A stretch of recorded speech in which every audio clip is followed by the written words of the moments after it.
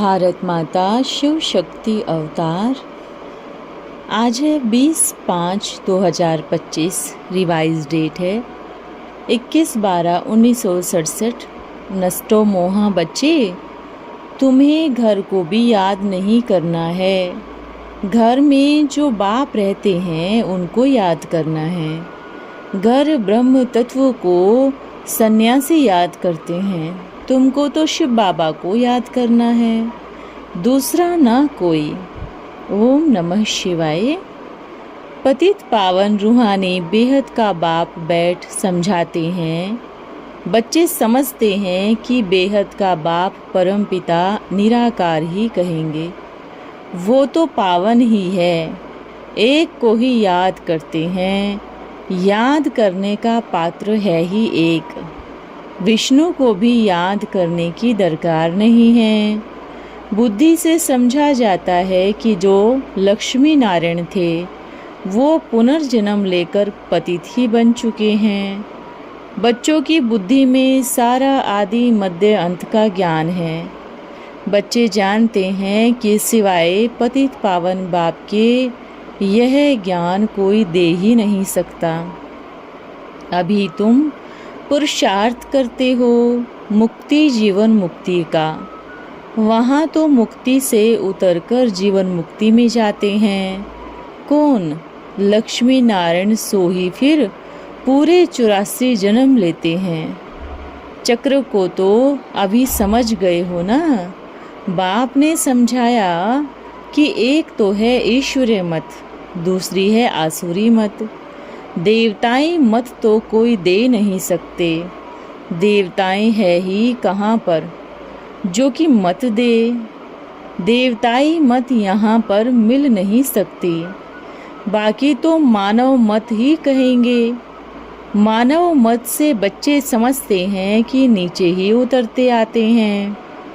फिर जब ईश्वरीय मत मिले तो ही देवता बने।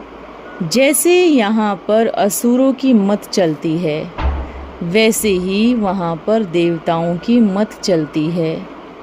वहाँ तो दुख की बात ही नहीं है।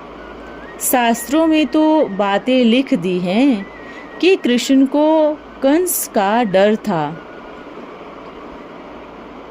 देवताओं को किसी का डर होता ही नहीं है।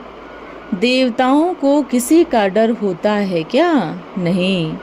बाकी शास्त्रों में तो झूठी बातें हैं भक्ति मार्ग की। अभी तो तुम हो ज्ञान मार्ग में। जैसे झाड़ के पत्ते अथाह है वैसे ही भक्ति का भी बहुत पसारा है। ज्ञान तो बीज जितना है बाप भी है ज्ञान का सागर। ज्ञान का बीज तो थोड़ा होता है, भक्ति तो कितनी अथाह है। अब तुम बच्चों को बीज रूप ज्ञान सागर ने यह ज्ञान दिया है। उनको याद तो सभी करते हैं। कहते हैं कि काश ईश्वर तुमको अच्छी मत देवे जो कि तुम सुधर जाओ। ईश्वर की मत से लक्ष्मी नारायण ऐसे सुधरे हैं। कितनी इनकी महिमा है। अब बाप समझाते हैं कि बच्चे अपने को आत्मा समझो। अब हमको वापस जाना है।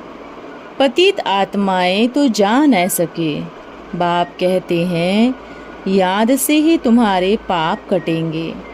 यह शिक्षा आत्माओं को परमात्मा बाप ही दे सकते हैं। कहते हैं अपने को आत्मा समझो क्योंकि अभी अशरीरी होकर ही जाना है। वहाँ देवताओं को तो ऐसे नहीं कहेंगे अशरीरी जाना है। उनको तो नीचे उतरना ही है। भिन्न भिन्न नाम रूप लेना है। नाम बिगड़ तो कारोबार चल ना सके। अनेक आत्माएं अपने शरीर 7 पाठ बजा रही है। अभी सभी का पाठ खत्म होना है, वापस जाना है। बाप राय बहुत अच्छी देते हैं। एक तो कहते हैं पवित्र रहो। बाबा से पूछते हैं बच्चे की शादी करावे तो बाबा अभी करके डायरेक्शन नहीं देते हैं। समझते हैं चल नहीं सकेंगे। नहीं तो बच्चा अगर पवित्र रहने लिए बाप की आज्ञा ना माने तो है बच्चा बच्चा नहीं, परंतु इतनी ताकत नहीं जो श्रीमत पर चले। न चलते तो ना फरमान वरदार ठहरे। बाप तो कहेंगे उनको समझाओ, पवित्र बनो। बाप का कहना नहीं मानता तो वह कपूत बच्चा हो गया। बाबा देखते हैं इनमें इतनी ताकत नहीं है जो डायरेक्शन देवे। बाबा देखते हैं यह ठहर नहीं सकेंगे। खान पान के लिए तो बाबा समझाते ही हैं, इसका भी तो असर पड़ता है ना। यहाँ तो बाप की मत पर एक्यूरेट चलना पड़े। बहू के हाथ का भी नहीं खाना, परंतु चल ना सके, इसलिए बाबा पहले से ही कह देते बहुत विघ्न पड़ेंगे। अबलाओं पर अत्याचार भी होते हैं। बाप तो ऐसे नहीं कहेंगे जो झगड़ा पड़े। यह बाबा कितना रॉयल जौहरी था, भाइयों को भी लखपति बना दिया। पहले तो गरीब थे, साहूकार लोग गरीब पर हाथ रख चढ़ाते हैं, तो भाइयों को भी चढ़ाया। फिर जब देखा पवित्रता की बात तो कितना बिगड़ पड़े, बड़ा हंगामा हो गया। यह तो डरा नहीं, क्योंकि बाप की परवेशता थी ना। बाप की डायरेक्शन मिलती है तो श्रीमत पर चलना पड़े, नहीं तो देवता कैसे बनेंगे। जो मत पर नहीं चलते तो फिर पद भी कम हो जाता है। राजधानी स्थापन हो रही है, सभी तो डायरेक्शन पर चल ना सके। जो नहीं चलते उनको वफादार आज्ञाकारी कह नहीं सकेंगे। ईश्वरीय मत पर तो पूरा चलना पड़े ना। हुक्मी हुक्म चला रहा है, ईश्वर का हुक्म होता है ना। मानेंगे नहीं तो ऊंच पद नहीं पा सकेंगे। बाकी थोड़ा ज्ञान लिया है तो स्वर्ग में आ जाएंगे, बस खुश हो जाते हैं। यह नहीं समझते हैं इस स्वर्ग में भी अनेक मर्तबे हैं। बाप जानते हैं कि यह ईश्वरीय फरमान पर चल नहीं सकते, ताकत नहीं तो जरूर पद भी ऐसा पाएंगे। स्वर्ग की स्थापना तो एक बाप ही करते हैं। बच्चों को मत देते रहते हैं, तुम ईश्वरीय मत से कितना ऊंच बनते हो। और तो सब लड़ाइयों आदि से राजाई लेते हैं। अच्छा, यह लक्ष्मी नारायण कैसे विश्व के मालिक बने। जरूर सत्यनारायण की कथा सुनी, लड़ाई की तो बात ही नहीं। यह बड़ी समझने की बातें हैं। बाप तो समझ जाते हैं, यह ज्ञान उठा नहीं सकेंगे। चाल चलन, बोलने करने, खाने पीने आदि सारी चाल से बाप समझ जाते हैं। मौत तो सिर पर खड़ा है, अचानक एक्सीडेंट आदि क्या क्या होते रहते हैं। सतयुग में यह बातें होती नहीं, महाकाल खाता नहीं। वह है ही अमर लोक। जो अच्छी रीति समझते हैं वह तो झट पुरुषार्थ करते हैं।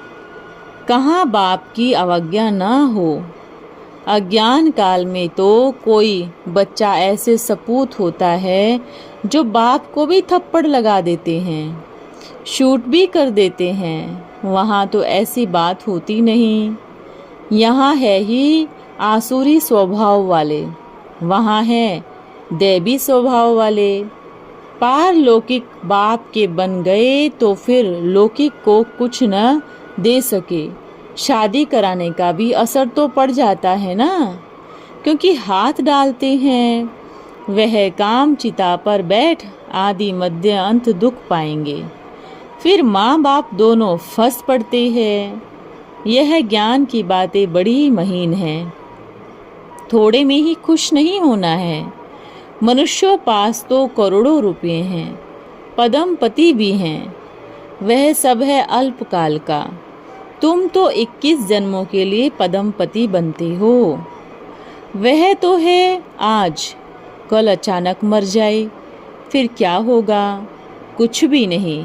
इसके लिए सन्यासी कहते हैं काग विष्टा समान सुख है। उन्हों को स्वर्ग के सुखों का पता ही नहीं। अभी तुम समझते हो सिवाय बाप के मुक्ति जीवन मुक्ति का रास्ता कोई बता नहीं सकते। सीढ़ी के चित्र पर कोई समझ जाए तो ओहो सौभाग्य। बाप ने समझाया है यहाँ राजधानी स्थापन होती है। राजाएं भी नंबरवार उतरते जाएंगे। थोड़ी देर से आने से दुनिया कुछ तो पुरानी होगी ना। मकान पुराना होता है तो मरम्मत करानी होती है। बच्चे समझते हैं अब हम नई दुनिया में जाएंगे। नई दुनिया सतयुग को कहा जाता है। उसमें भी 100 वर्ष के बाद कहेंगे यह 100 वर्ष पुराना है। लाइफ का तो टाइम लेना चाहिए ना। जाना चाहिए एकदम सतयुग आदि में। इसके लिए पूरा पुरुषार्थ करना चाहिए। अभी तुम यह समझ गए हो आत्माएं नंबरवार कैसे उतरती है। जैसे उतरती है वैसे ही वहाँ जाकर खड़ी हो जाएगी।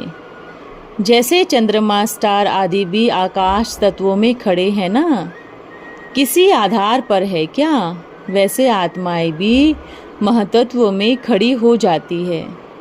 जैसे स्टार्स चमकते हैं वैसे निराकारी दुनिया में आत्माएं चमकती है। महसूस करते हो हम यह शरीर छोड़ ऐसे जाकर महतत्व में लटकेंगे। आधार कुछ भी नहीं होता। मनुष्यों को इन बातों का कुछ भी पता नहीं। भले यहाँ सुनते भी हैं परंतु बहुत हैं जिनको कुछ भी धारणा नहीं होती, कुछ भी समझते नहीं हैं।